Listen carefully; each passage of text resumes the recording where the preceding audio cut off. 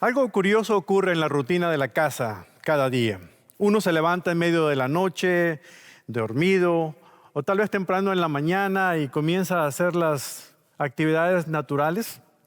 Va uno hacia la cocina y ahí están esos siervos silenciosos, esos siervos que no hacen mucho ruido, pero que cumplen su función. La cafetera está lista para cumplir su sagrada misión. El microondas espera su turno con un aspecto de buen soldado disciplinado. Y el refrigerador, como fiel guardián, conserva todo lo que le confiamos. La licuadora no presume, no opina, no exige ninguna explicación, ni aplausos, ni reflectores. Solamente fue hecha para hacer aquello para lo que fue creada. Y si alguno de ellos falla, pues lo notamos de inmediato, ¿no es cierto?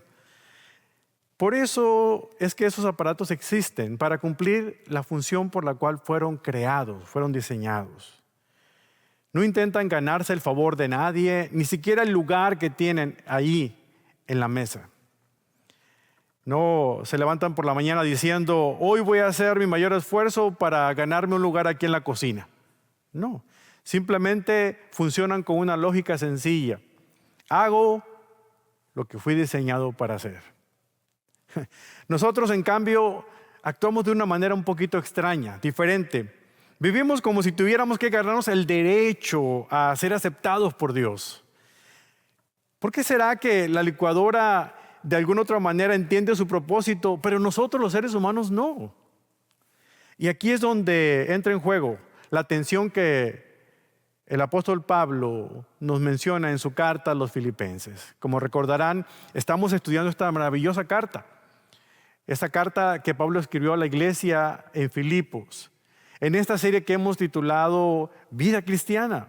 ¿Cómo podemos nosotros vivir como cristianos, sabiendo que pertenecemos al reino celestial, viviendo aquí en la tierra?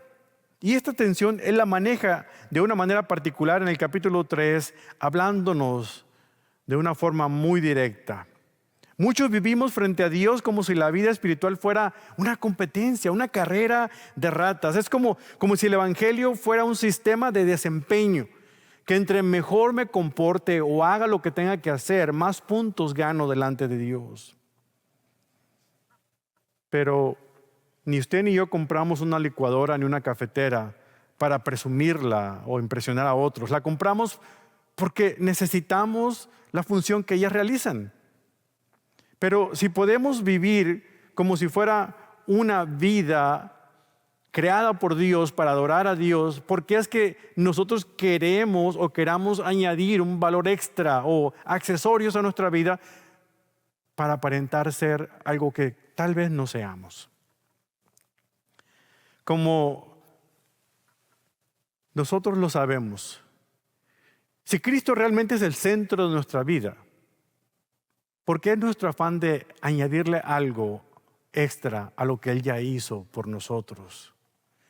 Esa es la tensión a la cual nosotros nos enfrentamos al abrir el capítulo 3 de Filipenses.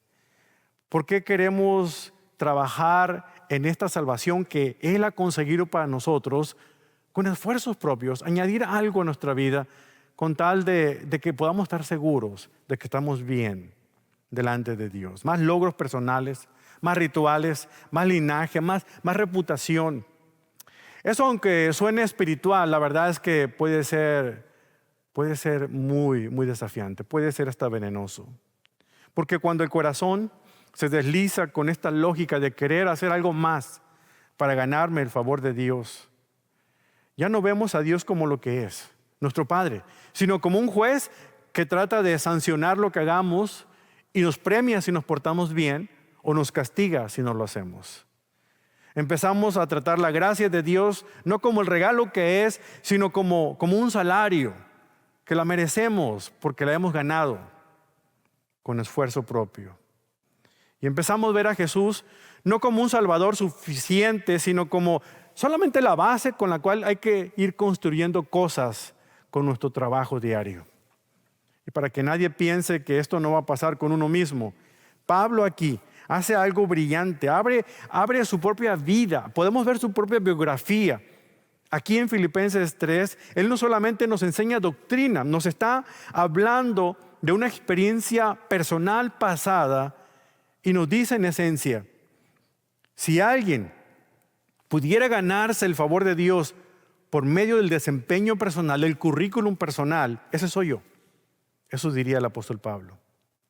Por eso aquí, al abrir esta carta maravillosa en este capítulo, él menciona 2 evangelios que son falsos y nos explica uno que es verdadero.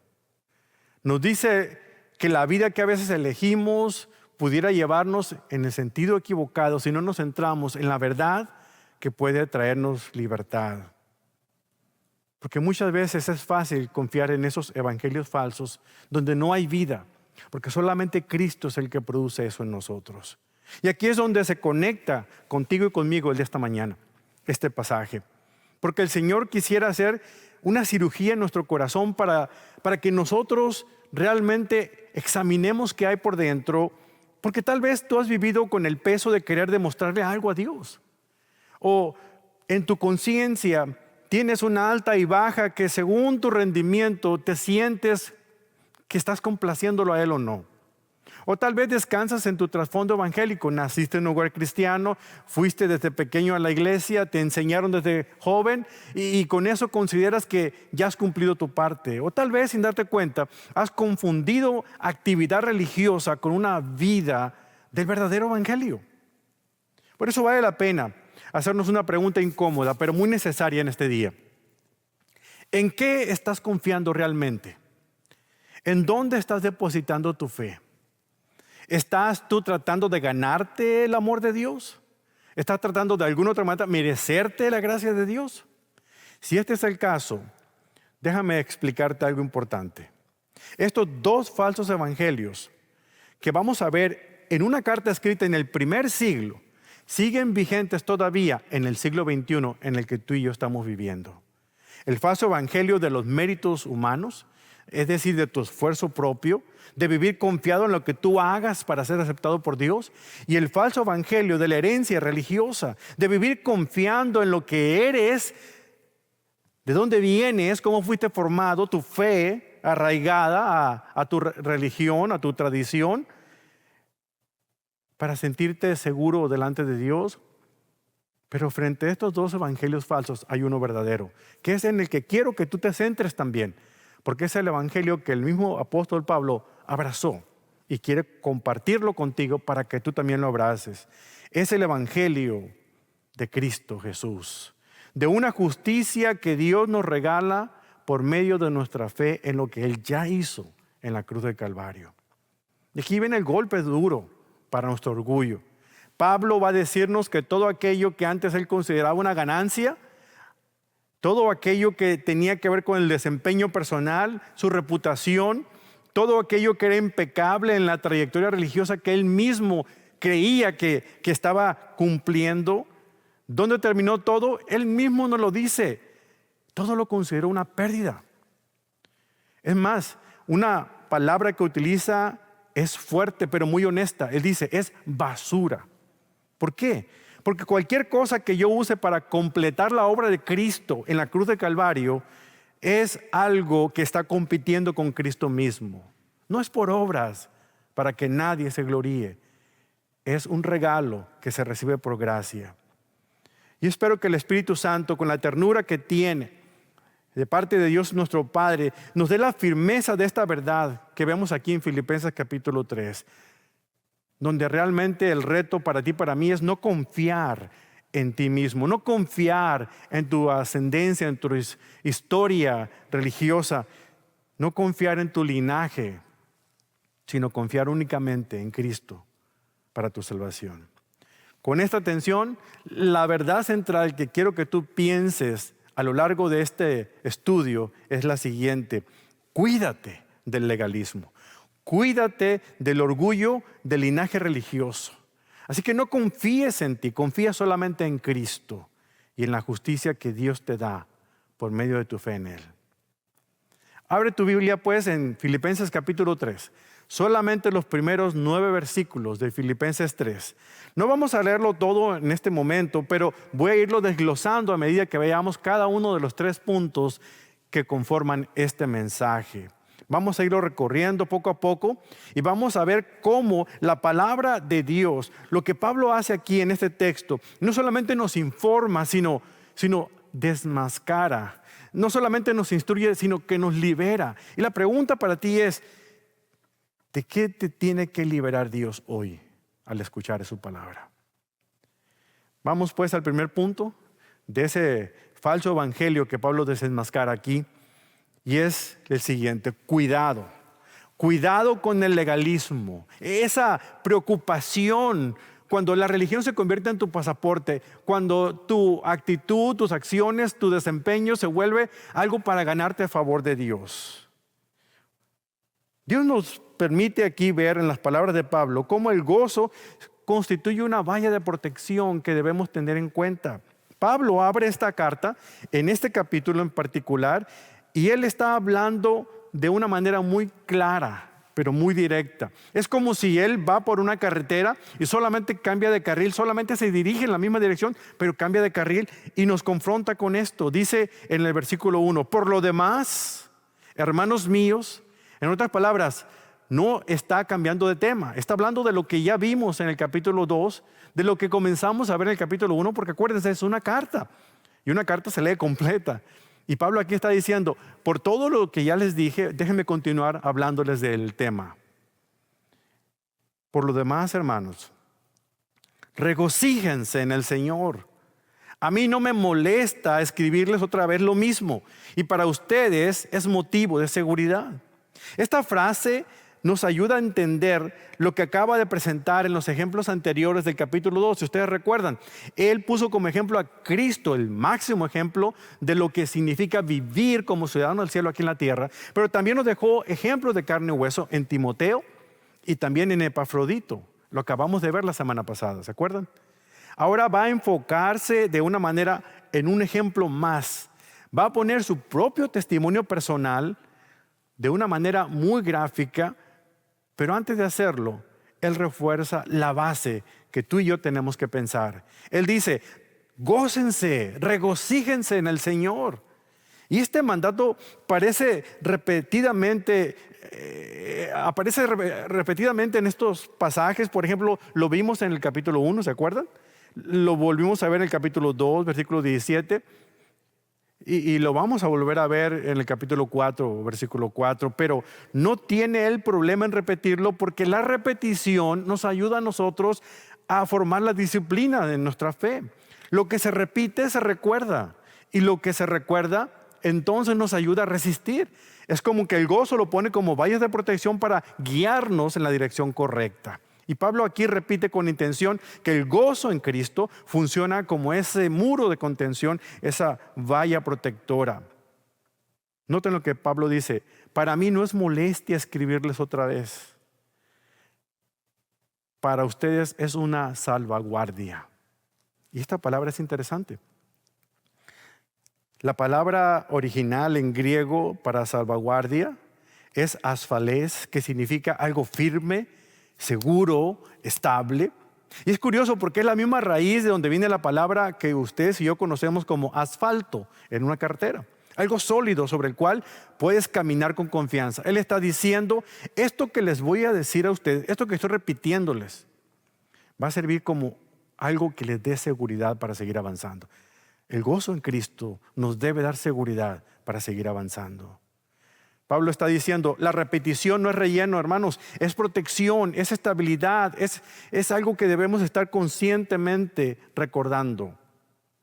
La iglesia olvida con facilidad y a veces olvida lo que necesita recordar todo el tiempo, que no se trata de nosotros, se trata de Dios. Por eso, este buen pastor que es Pablo, repite estas verdades esenciales una y otra vez. Cuando el corazón encuentra su satisfacción, su gozo en el Señor, entonces el corazón humano pierde apetito por las falsas seguridades que el legalismo ofrece. ¿Ven ustedes por qué es importante meditar en esto? ¿Y qué verdad necesitamos recordar de acuerdo aquí a lo que leemos en Filipenses? que el gozo del cristiano, su seguridad, su aceptación ante Dios no dependen de las obras de nuestro esfuerzo humano, ni de nuestro trasfondo religioso. Dependen únicamente del único que es digno, que es Cristo Jesús. Aquí en el versículo 2, Pablo nos da una triple advertencia. 3 términos duros para un peligro mortal que si no tenemos cuidado podemos estrellarnos contra él. Entonces, como quien levanta esas 3 señales rojas, esas banderas en la carretera, Pablo dispara una advertencia triple. Fíjense, el versículo 2 dice: cuídense de esos perros, cuídense de los malos obreros, cuídense de la falsa circuncisión. En el griego original, la palabra cuídense es como si se escuchara una sirena de advertencia. Uy, uy, uy. Pero en lugar de que haga el ruido de eso, está diciendo: cuídense, cuídense, cuídense. 3 veces lo menciona aquí. Él no se está conteniendo, no está deteniendo su lenguaje, está siendo intencional. Y es duro al hablar porque sabe que es más duro el daño al que nos podemos confrontar si no reaccionamos a tiempo. ¿A quién se está refiriendo con perros, con malos obreros, con estos de la falsa circuncisión? Me alegra que hagan esa pregunta, porque aquí tengo una respuesta para ustedes. Pablo tuvo que lidiar con un grupo de personas cristianas, y hago entre comillas, porque eran personas judías que se habían convertido al cristianismo, pero no habían dejado su tradición judía, su herencia judía. La querían incorporar en la nueva fe, en el nuevo evangelio que estaban aprendiendo, que Pablo mismo había enseñado a través de los líderes de la iglesia. Eran judíos creyentes en Jesús que estaban enseñando lo siguiente: está bien, es importante creer en Cristo, claro que sí, pero no puedes estar completamente aceptado por Dios a menos que también vivas una vida judía. Por ejemplo, tienes que obedecer la ley, circuncidarte, observar las leyes alimenticias, el sábado, que es el día de reposo, las tradiciones que lees en el Antiguo Testamento, leer la Biblia, en pocas palabras. Hoy quizás conozcamos a estos judaizantes de una manera distinta. La iglesia primitiva trató de resolver el asunto de este tipo de mentalidad, de abrazar el cristianismo, pero arraigarse a sus tradiciones judías, de la religión judía. Y en el concilio de Jerusalén, que leemos en Hechos capítulo 15, unos 13 o 14 años antes de que Pablo escribiera esta carta, él trató este problema. Sin embargo, no desapareció, continuó. Por eso Pablo está escribiendo de esto. Gran parte de la razón por la que Pablo estaba preso en Roma bajo arresto domiciliario cuando escribió la carta a los filipenses se debió a este grupo de judaizantes que estaban tratando de desacreditar el oficio de este apóstol. El problema no era que promoviera la obediencia a Dios, eso es bueno, sino que estaban añadiendo estos creyentes requisitos extras a lo que Cristo ya había alcanzado para ellos, para la aceptación de Dios como hijos o hijas de Él. Y en el momento en el que Cristo es un agregado más, es decir, le añades cosas, porque ustedes y yo hemos entendido que solamente por la fe en Cristo recibimos la salvación a través de la gracia, como un regalo de Dios, pero solamente por lo que ya Él hizo en la cruz del Calvario. Pero si a eso hay que añadirle algo de nuestra parte, entonces cambiamos la esencia del Evangelio. Es Cristo solamente. Cualquier agregado, cada vez que digamos, sí, cree en Dios, pero también, estamos cambiando la esencia. Estamos formando una nueva religión. Estos 3 términos son interesantes. Déjenme desglosárselos brevemente. Pablo llama a este tipo de creyentes infiltrados en la iglesia, judaizantes, se refiere a ellos como perros. Es un poco fuerte, ¿no creen? No está pensando en mascotas tiernas como las que pueden tener ustedes en casa. En el mundo antiguo, los perros no eran acompañantes domesticados del hogar, que dormían en tu cama. Eran animales callejeros, sucios, carroñeros, portadores de enfermedades, manadas que cazaban y merodeaban buscando qué devorar en las calles.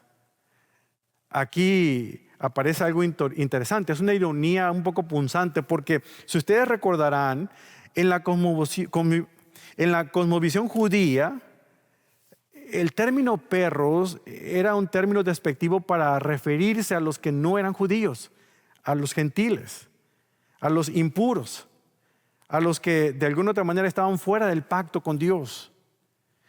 Pablo aquí invierte el insulto y en esencia les está diciendo a los judaizantes: ustedes que presumen de pureza, ustedes son los perros. Con apariencia de santidad están contaminando la verdad del evangelio. No, si el apóstol Pablo no tiene pelos en la lengua cuando tiene que confrontar el error. Pero también habla de ellos, aparte de perros, como malos obreros. Y la ironía aquí continúa, porque estos judaizantes se presentaban como campeones de las buenas obras. Ellos querían presumir todas las cosas buenas que hacían. Pero Pablo está diciendo que sus obras no son buenas, sino al contrario, son acciones que se vuelven malas cuando ponen el enfoque en las obras, pero no la motivación correcta detrás de ellas. Estaba convirtiendo cada uno de ellos la obediencia en una moneda para comprar aprobación divina. Recuerden ustedes que hay 10 mandamientos, pero había 937 preceptos en cada uno de esos mandamientos. Si ellos como judíos, como hebreos, fallaban una, todo se venía abajo. No sentían que estaban llegando a cumplir a cabalidad lo que la ley determinaba. Vivían bajo esa falsa noción de que tenían que llenar esa lista de requisitos para poder ganarse el favor de Dios. Lo que ellos llamaban fidelidad, Pablo aquí lo está llamando distorsión del evangelio, de la verdad, de la buena noticia, porque desplaza la confianza de Cristo hacia el desempeño humano. Y cuando hacemos eso, incluso las buenas obras que podamos hacer se vuelven malas porque insultan la suficiencia de Cristo. No te olvides de esto. Solamente en Cristo debe estar depositada nuestra fe. Si le añadimos algo, hacemos que lo que Cristo hizo en la cruz del Calvario haya sido insuficiente. Hubo necesidad de añadirle más, de ayudarle.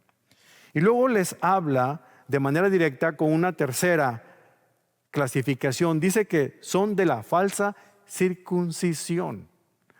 Una palabra un poquito más fuerte que Pablo utiliza se refiere a los mutiladores. Y utiliza un juego de palabras algo fuerte. Porque en el griego la palabra normal para circuncisión es peritomé. Peri es alrededor, es decir, cortar alrededor. Y ustedes saben lo que es la circuncisión. Pero Pablo aquí cambia el prefijo y utiliza la palabra katatomé, que significa mutilar, hacer pedazos. Es como si dijera, lo que ustedes presumen como señal espiritual se está convirtiendo en simple mutilación cuando la convierten en una condición para pertenecer a Dios. Pablo todavía está evocando las prácticas paganas de la automutilación. Ustedes recordarán el pasaje de cuando el profeta Elías se enfrentó a los profetas de Baal, quienes se cortaban el cuerpo de una manera de captar la atención de su dios Baal. Estos supuestos ejecutores piadosos se comportaban como adoradores paganos más que como verdaderos creyentes. Y era lo que estaban haciendo estos cristianos en la iglesia en Filipos. Estaban tratando de ganar el favor de Dios por parte de las cosas que hacían como una moneda para llamar su atención.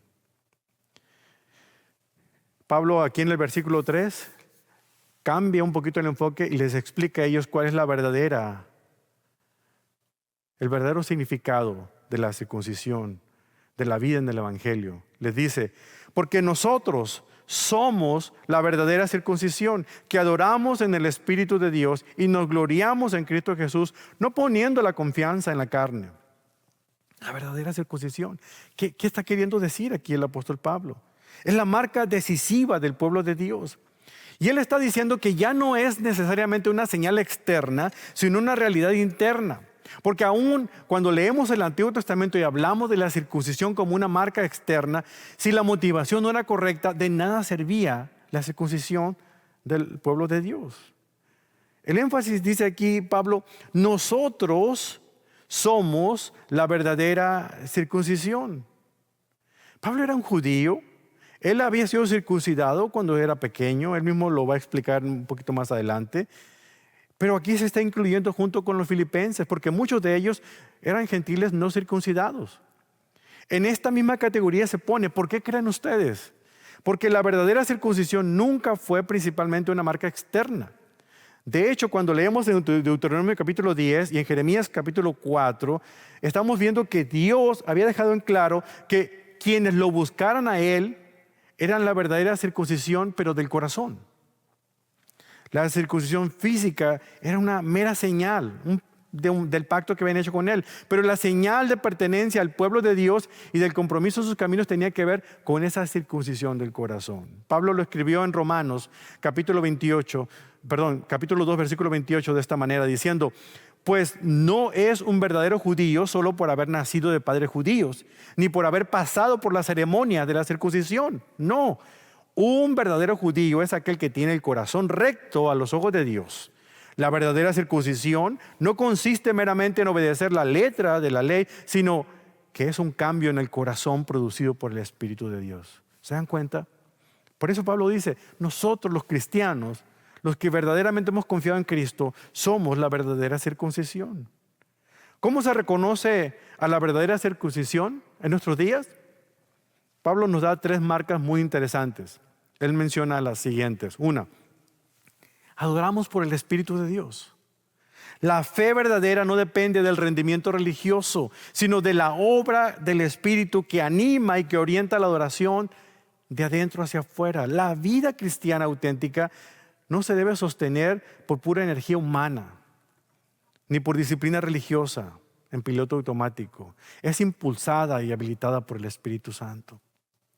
La verdadera adoración, la genuina, no solamente ocurre el domingo que nos juntamos todos a adorar a Dios aquí en el templo, sino es una vida que se entrega a Dios como una ofrenda, como un sacrificio vivo, que fluye de una obra que el Espíritu ya está haciendo dentro de nosotros. Es decir, nuestra adoración fluye de manera natural cuando el Espíritu está haciendo la obra en nosotros. No nada más es cantar, no nada más es orar. Es dejar que el Espíritu tome control de nuestras vidas y lo que produce en Él es una verdadera adoración. El servicio. Por eso Pablo utiliza la palabra la treuo, de donde viene la palabra liturgia. Nuestra liturgia, nuestra adoración al Señor es un producto, un resultante de lo que ya está haciendo Dios en nosotros. Luego menciona la segunda marca. Nos gloriamos en Cristo Jesús. Nuestra satisfacción se traslada. Ya no presumimos lo que hacemos por Dios, sino lo que ya Cristo hizo por nosotros. La palabra gloriamos es una palabra muy interesante que significa jactarse, presumir, celebrar con orgullo, pero es crucial entenderla. El objeto de nuestra adoración, el objeto de nuestro orgullo, no son nuestras obras, sino la obra de Cristo. El que es legalista se gloría en lo que hace por Dios, ¿cierto? Siempre está hablando de su récord de obediencia, de su disciplina espiritual, su pedigrí religioso. Pero si tú eres un verdadero creyente en Cristo, tú te glorías en lo que ya Cristo ha logrado por ti. Nuestra medalla ya no es lo que nosotros hemos hecho, sino lo que Cristo ya hizo por ti y por mí. El orgullo cambia de objeto, deja de mirarse a sí mismo para mirar entonces a Jesús. Y esto hace eco a lo que Jeremías mismo dijo en el capítulo 9, versículo 23. No se gloríe el sabio en su sabiduría, ni el poderoso en su poder, ni el rico en sus riquezas. ¿Y qué dice él? Mas el que se gloríese en esto, en entenderme, en conocerme, que yo soy el Señor, dice Dios. La tercera marca, no ponemos la confianza en la carne. Y es una palabra interesante, porque no ponemos el peso de nuestra aceptación en la disciplina, o en el pedigrí religioso, en los hábitos personales o en la reputación espiritual. Nada de eso. Ahora, eso no es malo en sí. Lo mortal es convertirlo en fundamental. No nos debe dar la identidad a nosotros, ni la seguridad delante de Dios. Porque la carne a la que Pablo se refiere aquí, no solamente es pecado grosero, sino también cualquier intento humano, aunque sea piadoso, de presentarse delante de Dios con un currículum en la mano y decirle, mira Dios todo lo que he hecho por ti. Por eso tú necesitas bendecirme. Y a veces, sin saberlo, nosotros comunicamos esa verdad falsa de un evangelio de prosperidad que menciona que todo lo que hagamos por Dios, Él nos lo va a recompensar. El legalismo que vivimos en nuestro tiempo, en la iglesia actual, es el mismo legalismo el que Pablo está condenando, solamente que tiene vestiduras nuevas. Esos malos obreros, esos perros, esos mutiladores que él menciona, siguen vigentes en el siglo XXI. Ya no los conocemos como tal, los llamamos de alguna otra manera legalistas o, como el pastor Sundol bien lo dice en su libro El despertar de la gracia, asesinos de la gracia. Personas que no están dispuestas a aceptar el regalo de salvación, sino que quieren ganárselo con méritos propios. Una entrada en vez de la cruz que Cristo entregó su vida por nosotros. Hoy nadie te insiste en que tienes que circuncidarte para poder ser cristiano, ¿cierto? Pero hay otras maneras en las cuales te pueden decir lo mismo con palabras distintas. El cristiano que mide su valor espiritual por cuántas veces leyó la Biblia esa semana o cuántos versículos ha memorizado de ella. El que en secreto se siente superior al otro porque no fuma, porque no bebe o no baila. El que usa la asistencia perfecta a cualquier actividad de la iglesia como evidencia de que está bien con Dios. El que juzga a otros porque los demás no ayunan como él, o no ofrendan como él, o no sirven como él. Fíjense bien, ninguna de estas prácticas es mala en sí misma. Leer la Biblia es bueno. La disciplina espiritual es buena. Los varones de nuestra iglesia están estudiando las disciplinas espirituales de todo hombre. ¡Qué bendición! Son buenas. La fidelidad a la iglesia es buena. El problema es que hagamos eso no como resultado de lo que Dios ya hizo en nuestras vidas, sino para enorgullecernos por lo que estamos haciendo. El legalismo toma cosas buenas y las convierte en una moneda de intercambio con Dios. Y a veces se disfraza de estas disciplinas, no de convicción, sino simplemente para impresionar a los demás. Quiero darte 3 preguntas para que te examines y veas si tú eres realmente un legalista en tu manera de vivir tu fe. Porque Pablo nos dice aquí en 2 Corintios 13, examínense a ustedes mismos para ver si están en la fe. Primera pregunta, ¿en qué área estoy yo negociando con Dios? Yo crecí en una fe, una tradición en la cual de alguna otra manera trataba de sobornar a Dios. Hacía cosas para ganar el favor de Él o para que me concediera cosas. Si quería pasar un examen, si quería conseguir un trabajo, hacía esto, hacía tales oraciones o tales mandas y de alguna otra manera estaba negociando con Él para que me consiguiera algo. ¿De qué manera tú lo estás haciendo en tu vida? ¿Dónde estás utilizando esas cosas buenas? Tu servicio en la iglesia, tu asistencia, tu desempeño en el hogar, tu generosidad en la iglesia, como sea. Segunda pregunta, ¿cuál es la fuente de tu seguridad espiritual? Cuando te acuestas por la noche, por ejemplo, ¿tienes paz? ¿Paz en lo que hiciste ese día o paz en lo que Dios ya ha hecho por ti? Número 3, ¿es tu obediencia algo que fluye de un gozo interno o simplemente estás tratando de producir el gozo de alguna otra manera? Hacer las cosas para sentirte bien. Las 3 anclas que Pablo menciona en este pasaje son importantes. Es por medio del Espíritu, gracias a lo que Cristo hizo en la cruz, pero 0 confianzas en tu propio esfuerzo. Piensa en eso. Cuando Cristo basta, la obediencia de nosotros hacia Dios se da de manera natural, fluye. No es un intento de tener que ganarnos nada de eso. Ahora, alguien podría decir, bueno, eso está bien para Pablo, pero tú no entiendes mi vida, tú no entiendes mi presente. Yo sí tengo razones legítimas para confiar en mi historial religioso, en mi denominación o en mi religión, o yo crecí en un hogar cristiano, o mi desempeño es sólido, mis credenciales son reales. Bueno, Pablo anticipa eso. Por eso en el siguiente pasaje que vamos a ver, en este segundo punto, él está diciendo, tú quieres impresionarme con tu trasfondo, con tu currículum religioso. Yo tengo un currículum más extenso que el tuyo y te voy a demostrar. Por eso pasemos al siguiente punto, porque debemos cuidarnos de otro evangelio, falso también, que tiene que ver con la herencia religiosa. Pablo dice en el versículo número 4, aunque yo mismo podría confiar también en la carne, si algún otro cree tener motivo para confiar en la carne, yo mucho más. Fíjense bien, dice 7 cosas importantes. Circuncidado al 8º día, del linaje de Israel, de la tribu de Benjamín, hebreo de hebreos, en cuanto a la ley fariseo, en cuanto al celo perseguidor de la iglesia, en cuanto a la justicia de la ley, hallado irreprensible. Pablo está diciendo en otras palabras, quiero que entiendan que yo conozco ese espíritu legalista por dentro porque yo mismo lo he vivido.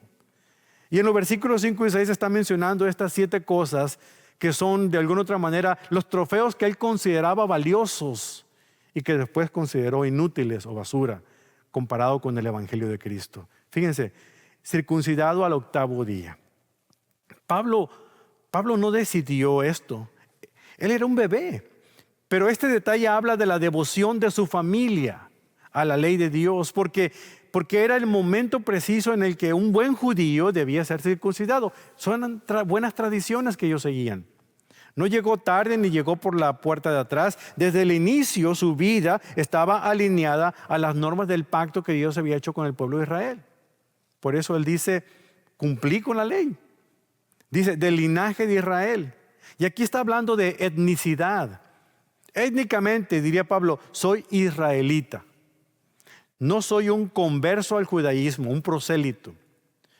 Él nació judío, descendiente de Abraham por la línea del hijo prometido Isaac y luego Jacob. En otras palabras, soy un verdadero israelita hasta la médula. No solamente eso, dice, de la tribu de Benjamín. Y Pablo baja el nivel de lo que hoy llamaríamos a la página de Ancestry.com, donde ven su trasfondo étnico y herencia étnica. Dice, no solamente él sabe que es un israelita, sino sabe de qué tribu viene. O sea, no me vengas con cosas. Yo soy israelita, pero también soy de la tribu de Benjamín.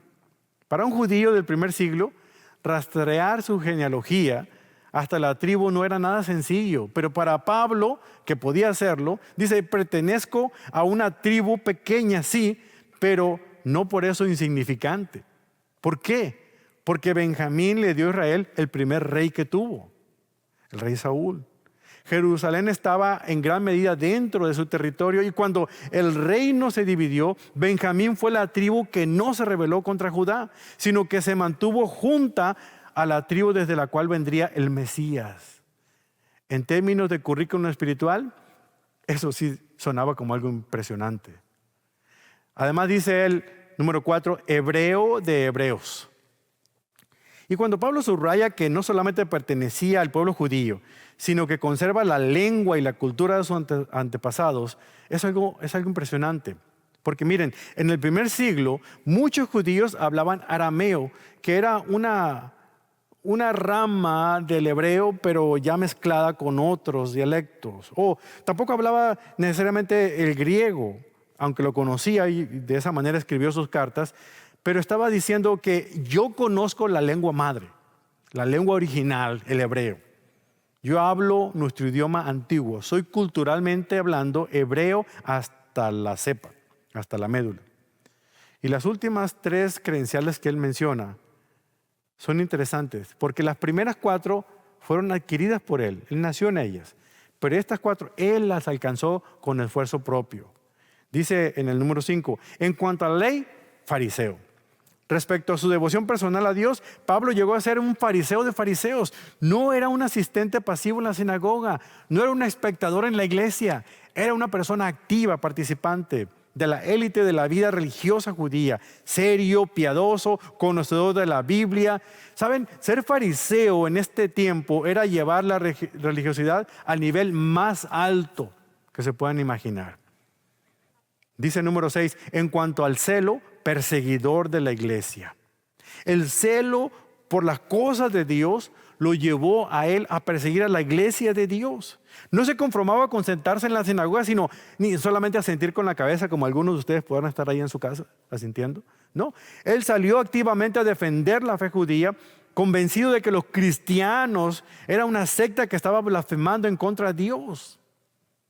No era solamente un oidor de la verdad, sino un hacedor, bajo su propia perspectiva de lo que conocía el Antiguo Testamento, hacedor de la verdad. Y finalmente dice, en cuanto a la justicia de la ley, irreprensible, sin reproche, irreprochable. En lo que se refiere a la justicia basada en hacer todo lo que la ley requería, Pablo era el número 1. Estaba al tope del cuadro de honor. Primero en la clase, sin mancha. Según los estándares del sistema religioso de su tiempo, él cumplía todo lo que debía cumplirse bajo el sistema. En resumen, el evangelio de Saulo de Tarso es un evangelio falso. Ahora, aclaro, no estoy hablando del apóstol Pablo, estoy hablando de la vida pasada del apóstol Pablo. Ese es un currículum impresionante. Imagínense, 4 cosas heredadas, 3 cosas logradas. Y precisamente ahí está la advertencia. Pablo está diciendo, no midan su vida delante de Dios con los mismos parámetros que yo medí la mía. No midan su valor espiritual a la luz de su buen apellido espiritual, de su herencia religiosa, el pueblo o la tradición en el cual ustedes nacieron. Si tienen algún trasfondo idealista o nacionalista. Si quieren resumirlo en una frase, dice, cuídense del falso evangelio de la herencia humana. Cuídense de pensar que su trasfondo les otorga un estatus con Dios. A veces yo le pregunto a las personas, ¿eres tú cristiano? Sí, mi abuela era cristiana. Bueno, pero tú eres cristiano. Bueno, es que mi abuela era muy religiosa. No, tú tienes que tener una relación personal con Dios, no a través de tu abuela. Dios tiene hijos, no tiene nietos. Así es que tú tienes una relación personal con Dios. Para decirlo con fuerza, Pablo no estaría aquí hablando de cosas que él mismo no vivió. Él nos está advirtiendo a ti y a mí lo siguiente. Cuídate del evangelio de aquel que fui yo, Saulo de Tarso, porque ahí no hay nada que valga la pena. El legalismo, sin embargo, no murió en el primer siglo. En el sistema legalista que conocemos de los judaizantes, siguió su trayectoria a través de los siglos. Y si nos situamos en el siglo XVI, había un Saulo de Tarso del siglo XVI llamado Martín Lutero, que quizás ustedes han escuchado de él. Aquel reformador de la iglesia se enfrentó de lleno con ese mismo espíritu religioso profundamente arraigado en la iglesia de su tiempo. Antes de que Martín Lutero conociera el verdadero evangelio, él era en muchos sentidos una versión muy similar a la de Saulo de Tarso. Creció en un sistema cristiano, de fe cristiana, donde se enseñaba de una manera práctica que la justicia de Dios se ganaba en base a esfuerzos, en base a sacrificios, en base a méritos personales. Por eso se entregó en sus primeros años de vida religiosa a hacer obras de caridad, buenas obras, buscando el camino radical. Él se volvió un monje, y no solamente cualquier monje, sino un monje de la orden de San Agustín, un monje agustino, para ganarse el favor de Dios, para apaciguar su ira contra él como pecador. Por eso abrazó los votos de pobreza, de castidad, la oración diaria. Él oraba hasta 4 horas diarias. La confesión constante, la penitencia continua. Pero se angustiaba de que si le hubiera pasado mencionar algún pecado que no se recordara en el momento de confesarse, y se angustiaba toda la noche pensando en eso y le remordía la conciencia. Y a veces él mismo decía, por los pecados que no te he confesado, perdóname, Señor. En ese camino, lejos de darle paz, lo dejaba vacío, lo dejaba deprimido, resentido, al punto de confesar que llegó a odiar a Dios, siendo monje, imagínense, porque sentía que nunca podía hacer algo lo suficiente para hacerlo feliz. En ese contexto, alrededor del año de 1510, su sacerdote confesor, su guía espiritual, le dijo, mira, Martín, vamos a enviarte en peregrinación hasta Roma, la sede de nuestra fe.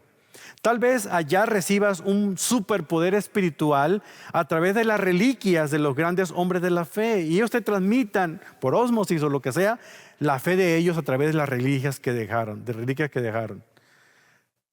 Saben, para cualquier creyente de esa época, como quizás para muchos que me están escuchando en este momento, Roma era el gran centro de la fe religiosa, del cristianismo en aquel tiempo, el lugar donde uno podía acercarse más a Dios. a través de las obras especiales que se hacían, a través de tocar y de besar las reliquias y de los actos de devoción extraordinarios que se hacían.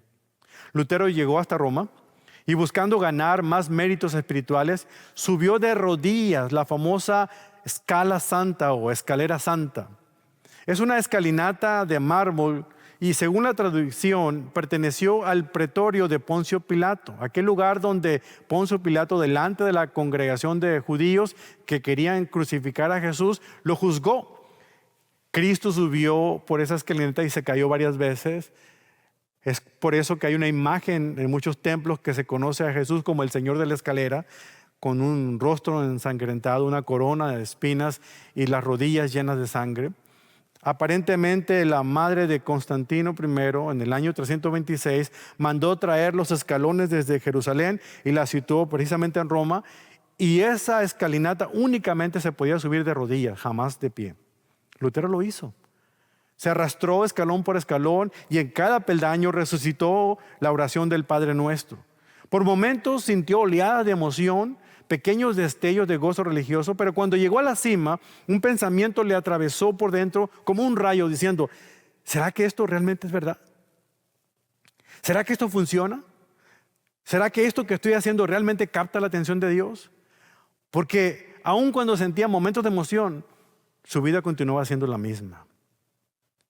¿Se dan cuenta? No son las mandas, no son las obras que hagamos. El falso evangelio de los perros, el falso evangelio que persiguió a la iglesia del primer siglo y que se atrapó en el corazón de Saulo de Tarso, promete algo que no puede cumplir. Se ve muy espiritual, muy serio, muy sacrificial, muy devoto, pero al final deja el corazón igual de vacío, igual de culpable y sin verdad y sin una paz con la que Dios promete saciarnos. Es por eso que la advertencia bíblica es urgente. Cuídense, cuídense, porque este es un evangelio falso. Ahora te pregunto a ti, ¿estás confiando en tu linaje espiritual? ¿En tu trasfondo religioso? ¿En tu religión con la que naciste en tu hogar? ¿Estás confiando en la tradición en la que creciste aún como cristiano evangélico, de acuerdo a la denominación a la que perteneces? Quiero aterrizar esto de una manera muy personal. ¿Saben? Yo crecí en un ambiente muy similar a este, donde la fe no solamente era religión, era parte de mi identidad. Soy mexicano y en mi entorno como mexicano, prácticamente ser mexicano significa ser católico romano. No era una pregunta abierta, era algo que se da. Tú naciste católico y católico te vas a morir. Así me decían en mi casa. Desde muy joven pensé que estaba en la fe correcta. Iba a misa cada 8 días. Hacía los sacramentos, me convertí en monaguillo, hice todos los cursillos habidos y por haber, memoricé el catecismo de la iglesia. Y si alguien me hubiera preguntado, ¿tú crees en Dios?, yo hubiera respondido, absolutamente, claro que sí. Eso me enseñaron mis padres y eso es lo que yo sé. Pero si soy honesto, yo por dentro sentía un hueco, un vacío que trataba de llenar con rezos, con cumplir, con hacer más, con aprender más. Era muy parecido a lo que pasó con Lutero. Hacía cosas para Dios, aunque no conocía la paz de Dios.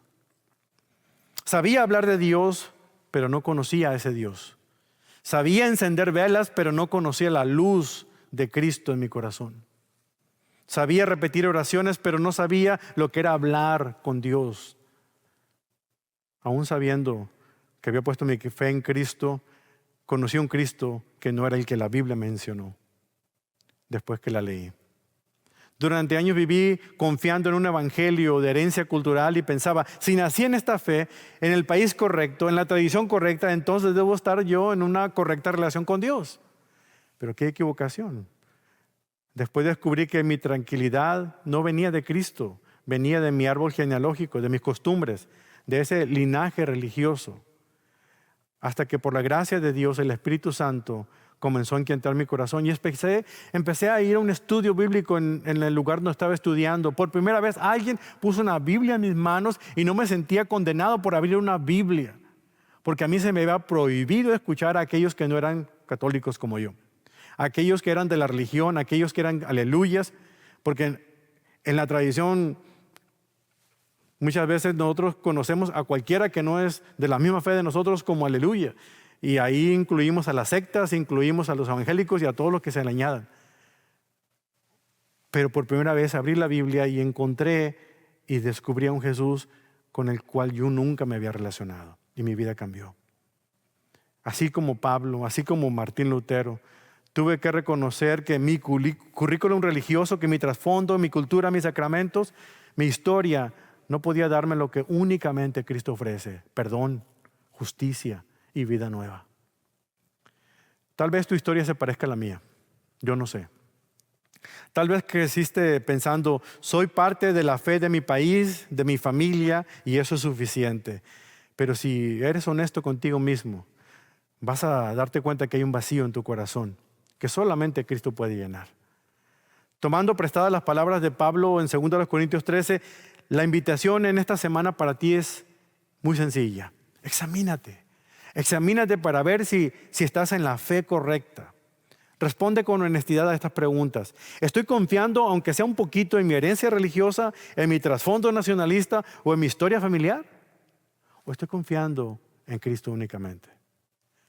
¿Descanso en que soy de segunda o tercera o cuarta generación bautista o presbiteriano o metodista, como si eso me diera puntos delante de Dios? ¿Es mi seguridad parte del linaje espiritual o realmente mi seguridad viene de mi Señor espiritual? Solamente por haber nacido en el país en el que tú naciste, seas estadounidense, mexicano, centroamericano, sudamericano, caribeño o español, naciones con una historia marcada por el cristianismo, no significa que tú seas un verdadero cristiano. Si el falso evangelio de la herencia cultural te describe, escúchame muy bien. Ese evangelio promete seguridad, pero no te da la salvación. Cristo no vino a sumar un rito más a tu vida. Vino a darte una nueva vida. No basta con decir, soy de tal religión o de tal denominación. La pregunta es, ¿estoy en Cristo? He sido hallado en Él. No teniendo mi propia justicia, sino la justicia que puedo recibir por medio de la fe en Él. Cuídate de ese evangelio. De nací en tal fe. Mejor nace de nuevo en Cristo. Y eso me lleva al punto final. Hasta aquí hemos visto estos dos evangelios, pero ahora Pablo no se conforma con revelarnos, desenmascararnos ese falso evangelio. Ahora nos muestra el verdadero evangelio, que es un evangelio hermoso. Confía solamente en el verdadero evangelio, la justicia de Dios en Cristo, recibida únicamente por la fe en Él. Pablo lo dijo así en el versículo 7. Pero todo lo que para mí era ganancia, lo he estimado como pérdida por amor a Cristo. Y aún más, yo estimo como pérdida todas las cosas en vista del incomparable valor de conocer a Cristo Jesús, mi Señor. Por Él lo he perdido todo y lo considero como basura a fin de ganar a Cristo y ser hallado en Él. No teniendo mi propia justicia derivada de la ley, sino de lo que es por la fe en Cristo. La justicia que procede de Dios sobre la base de la fe. ¿Te das cuenta? Pablo pasa de los evangelios que debes evitar al evangelio que tienes que abrazar.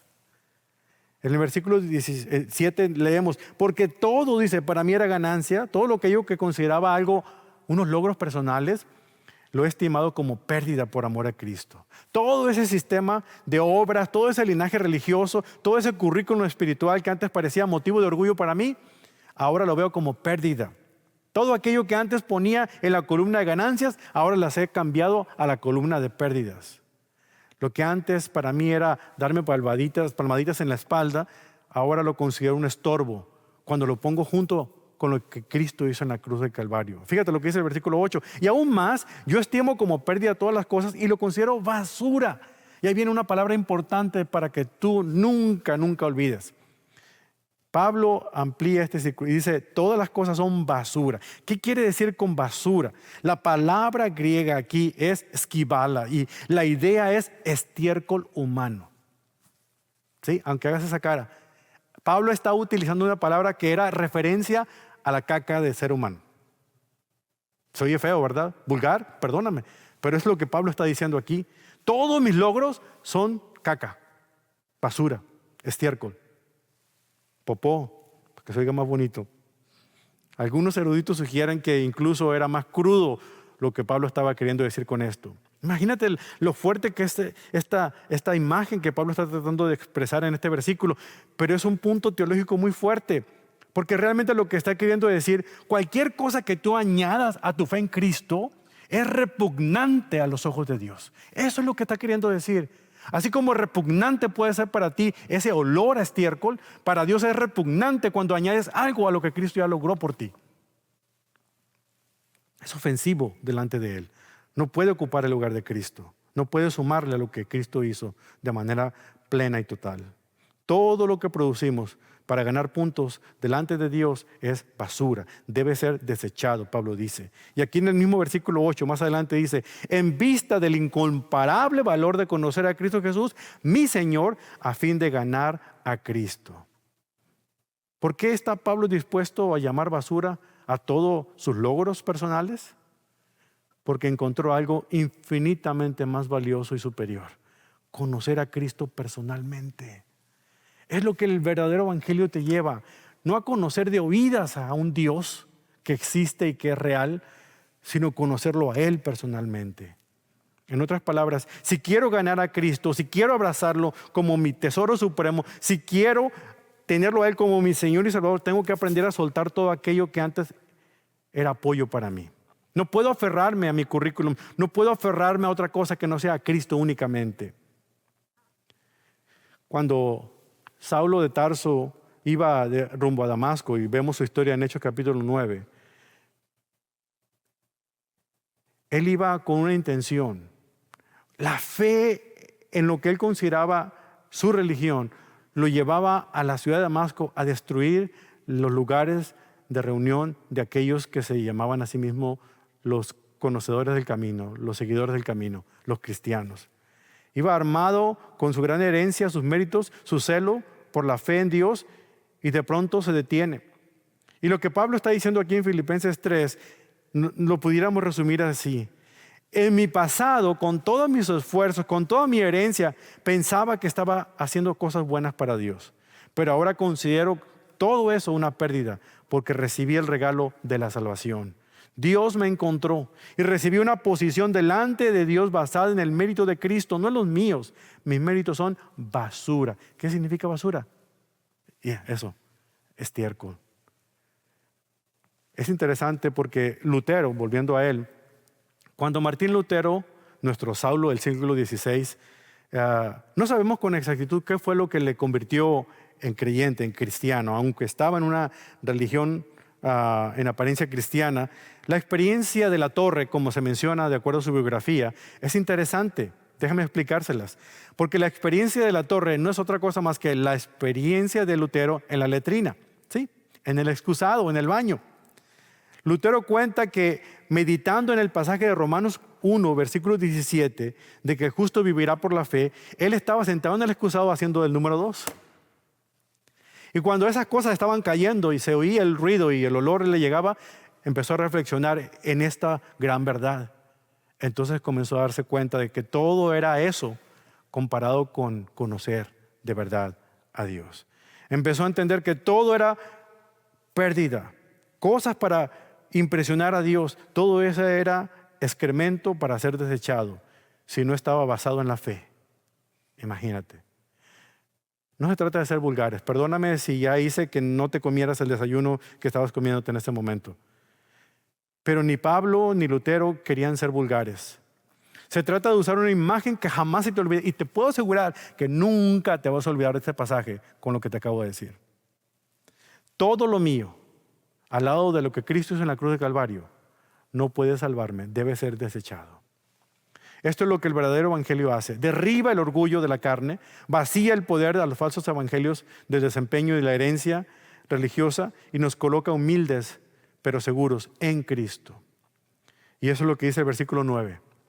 Y ser hallado en Él, no teniendo mi propia justicia derivada de la ley, sino de lo que por la fe en Cristo se logra. La justicia que procede de Dios sobre la base de la fe. Aquí está el corazón del verdadero evangelio. Pablo ya no confía en su propia justicia. Esa es la que se construye marcando casillas de acuerdo a lo que dice la ley. Cumplí hoy, cumplí hoy, cumplí hoy. Esta justicia, que aunque se ve muy bien por fuera, es basura comparada con lo que puede reemplazar, porque solamente Cristo puede darte la seguridad de tu salvación. Ahora, Pablo descansa en una justicia que procede de Dios, basada en la obra de Cristo, recibida únicamente por medio de la fe. Observa la frase, ser hallado por Él. Tú no encuentras a Cristo. A veces te preguntan, ¿cuándo fue que conociste al Señor? No, tú fuiste hallado por Él. Él te estaba buscando hasta que tú te rendiste y cambiaste todo lo que considerabas fuerte o valioso para recibirlo únicamente a Él.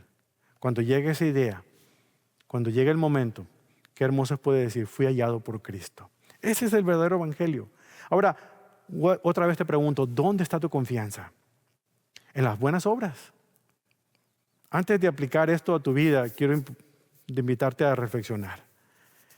Realmente las obras buenas son importantes, pero no deben ser el medio para ganarte la salvación. Deben de ser las cosas que fluyen naturalmente de ti porque ya tienes la salvación asegurada. Las buenas obras, el portarte de la manera que agrada a Dios, es como resultado de lo que ya Dios comenzó a hacer en tu vida, en tu corazón. Cuando la fe genuina no está siendo interrumpida por nuestro coqueteo con el pecado, lo natural es que corra en ti una obediencia hacia Dios, no forzada, no un pesar, ay, tengo que hacer esto por Dios. No, qué privilegio es poder hacer esto por Dios. Esto es lo que dice Filipenses y nos recuerda lo que dice en el capítulo 1, versículo 27. Dice, sobre todo, deben vivir como ciudadanos del cielo, comportándose de un modo digno de la buena noticia, es decir, del evangelio, acerca de Cristo Jesús. Y luego en Filipenses capítulo 2, versículo 12, esfuércense por demostrar los resultados de su salvación, obedeciendo a Dios con profunda reverencia y temor. Pues Dios obra en ustedes y les da el deseo y el poder para que hagan lo que a Él le agrada. Él es el que va a producir las buenas obras en ti. No te tienes que forzar, simplemente ríndete completamente a Él. Simplemente pon las buenas obras en el lugar correcto, que es la obra de Cristo. 3 preguntas para aterrizar lo que estudiamos hoy. ¿Qué hay en mi columna de ganancias que necesito pasar a mi columna de pérdidas? Examínate. ¿Hay algo? ¿Disciplina? ¿Servicio? ¿Reputación? ¿Trasfondo? Cámbialo. Es pérdida. Número 2. ¿Conozco a Cristo o solamente he escuchado hablar de Cristo o sé acerca de Cristo? Pablo nos dice, en vista del incomparable valor de saber teología, no, él está hablando de conocer a Cristo Jesús, mi Señor. Era una relación personal. ¿Tienes tú una relación personal con Él? ¿Estás disfrutando de esa relación? ¿Puedes decir que conoces o te has dado a conocer por Él? Y número 3, cuando piensas en el día del juicio, ¿dónde quieres ser hallado? ¿En tu propia justicia? ¿Con tu currículum religioso en tus manos? ¿O quieres ser hallado en Él, en Cristo Jesús? Si eres creyente, el llamado es, sigue creyendo, sigue creciendo, sigue madurando, vuelve una y otra vez al verdadero evangelio, no te apartes de él, no aceptes imitaciones, no regreses al evangelio de los méritos personales ni de la herencia religiosa, descansa en Cristo, no en tu propio desempeño. La vida cristiana no es solamente el hacer por él, sino descansar en lo que él ya hizo por ti. Y si nunca has confiado en Cristo, hoy es el día, ¿sí? Ahí en tu casa, ahí en ese lugar donde te encuentras, cree en el verdadero evangelio. Pon tu fe en Cristo Jesús. La justicia que necesitas delante de Dios es lo que Él alcanzó a hacer por ti en la cruz del Calvario. Acepta el regalo de la salvación. Dile al Señor que crees en Él como tu Salvador, como tu Señor. Puedes conocerlo personalmente, puedes ser hallado en Él para siempre. Confía en la justicia de Cristo. Ha sido un gran recorrido esta mañana, ¿cierto? Ya parece que se enfriaron los tamales allá, pero hay que volver a calentarlos. Filipenses capítulo 3, versículos 1 al 9, es difícil de digerir si no aprendemos a ponernos en el lugar correcto. Hay 2 cosas falsas en nuestra manera de vivir el evangelio. Una de ellas, el esfuerzo humano, los méritos propios. Confiar en lo que hago para ser aceptado por Dios. Recházalo, deséchalo. Número 2, mi herencia religiosa. Soy de la denominación fulana, soy de la religión fulana, mi familia es cristiana. Pablo considera esos logros como basura cuando pretenden ocupar el lugar de Cristo y la relación con Él. mejor acepte el verdadero evangelio, la justicia que se gana únicamente por una fe depositada en Él. No mi justicia, sino la justicia de Cristo. No mi desempeño, sino la obra terminada en la cruz. No ser hallado en mí, sino ser hallado en Cristo Jesús. La verdad central, entonces, cuídate del legalismo. Cuídate del orgullo del linaje religioso. No confíes en ti, no confíes en tus fuerzas. Confía únicamente en Cristo Jesús. Y recuerda estas 3 marcas. Solo el Espíritu de Dios, solamente en Cristo. Nada de lo que tú puedas hacer con tus propias fuerzas.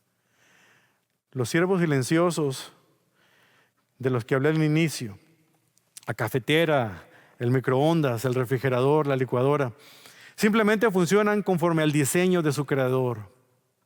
No tratan de ganarse un lugar en la cocina. Simplemente existen para servir. ¿Sabes? El legalismo en cualquiera de sus formas te empujan a ti y a mí a vivir como si tuviéramos que ganar nuestro lugar en la casa de Dios. Con desempeño, con trasfondo religioso, con tradiciones. Pero no es así. El verdadero evangelio te enseña y te recuerda lo siguiente: es solamente en Cristo. Nuestra fe en Él nos convierte en familia de Dios. Nos invita a la casa de Dios, a ser parte del pueblo de Dios. Ya somos amados y desde allí, desde esa seguridad servimos y hacemos las buenas obras. El evangelio no te entrena para presumir lo que haces ni de lo que eres. Te entrena para adorar a aquel que te hizo y que ha hecho todo por ti. Imagínate a un hombre ya mayor, ya cerca del final de su vida, que siempre se consideró una buena persona. Hizo todo lo bueno en su vida, ayudó a la gente. Creció en una tradición religiosa, cumplió con todos los ritos, fue un buen vecino, buen trabajador. Pero cada noche al apagar la luz y acostarse a dormir, había un pequeño temor que no lograba callar en su mente. ¿Será que hice lo suficiente el día de hoy? ¿Y si al final Dios me pide que tengo que hacer algo más? Un día él escuchó un mensaje muy parecido a este en el pasaje de Filipenses 3. Y por primera vez entendió lo que Dios le pedía que hiciera. Que llegara con las manos llenas de méritos. No, que llegara con sus manos vacías para poder recibir de Él la obra que había alcanzado a hacer a través de Cristo Jesús. Entendió que Cristo ya había vivido la vida perfecta que Él jamás podría vivir, que había muerto la muerte que Él merecía morir. Y esa noche, sentado al borde de su cama, con lágrimas en sus ojos, habló con Dios una oración sencilla y le dijo: Señor Jesús, estoy cansado de intentar de ganarme tu favor. Hoy dejo de confiar en mis propias fuerzas y solamente confío en tu Hijo Jesucristo. Sálvame tú, Señor. No hubo fuegos artificiales, no hubo que pasar al frente en la iglesia cuando hubo el llamado de decisión, pero sí hubo una paz nueva, profunda. Y por primera vez en décadas este hombre durmió sin ese temor silencioso. No porque se volvió perfecto, sino porque al fin descansó en la perfección de Cristo Jesús. Esa historia pudiera ser la tuya el día de hoy. No importa cuántos años lleves en la iglesia cristiana. No importa cuántas religiones tengas encima de ti o cuánto dolor cargues detrás. Cristo no vino a buscar gente que casi lo logró. Vino a salvar pecadores que reconocen que no pueden salvarse a sí mismos. Si eres creyente, pídele al Señor que te libere de cualquier otro evangelio falso y abraza el verdadero evangelio. Y si hoy te das cuenta que nunca has confiado en Cristo Jesús, no necesitas esperar otro momento. Hoy es el día de tu salvación. Ahí donde estás, habla con Él. Dile que crees en Jesús como tu Salvador. Que renuncies a confiar en tus propias fuerzas y que recibes por fe la justicia de Dios como tuya. El mismo evangelio que transformó a Saulo de Tarso y lo convirtió en Pablo, el apóstol de la gracia. El mismo evangelio que cambió a un monje agustiniano llamado Martín Lutero en un testigo de la gracia de Dios. Es el mismo evangelio que hoy te presento y puede cambiar tu vida. No salgas de ese lugar donde estás sin arreglar este asunto con Dios. Vamos a hablar con Él. Padre Celestial, gracias por este día, por permitirnos exaltar a Jesucristo, sentarnos bajo el estudio de su palabra y recordar lo que Él ya hizo en la cruz. lo que logró a nuestro favor. Gracias, Señor, porque en Cristo usted nos ofrece una justicia que no nace de nuestro desempeño, de nuestras obras, ni de nuestra herencia religiosa, ni de nuestros logros alcanzados, sino una bendición que viene de usted mismo, que solamente se puede recibir únicamente por medio de la fe en Cristo Jesús. Yo le pido, Señor, por aquellos que ya conocen a Jesús como su Señor y Salvador, para que no vuelvan al evangelio de los perros, ni al evangelio de Saulo de Tarso, para que no confíen en su propio esfuerzo ni en su propio trasfondo espiritual, sino que vivan cada día descansando solamente en el evangelio de Cristo, obedeciéndole a Él por amor y no para intentar ganarse su favor. Pero también le pido por aquellos que hoy escucharon, esa persona que no está caminando de cerca con Cristo, para que hoy abran su corazón y confíen en Él como su Salvador. Si no lo han logrado, persígalos, que aún en los sueños puedan encontrarse con usted, para que su gracia en ese momento los salve. Escuche el clamor silencioso y sincero. Llámenlos a confiar únicamente en Cristo y permítales entrar en la familia de Dios y a la vida eterna que únicamente podemos conseguir por nuestra fe en Cristo. Todo esto se lo pedimos precisamente en su nombre, que es el nombre glorioso, en el que toda rodilla un día se doblará y toda lengua confesará que Jesucristo es el Señor, para gloria suya, nuestro Dios y Padre. En Cristo oramos. Amén.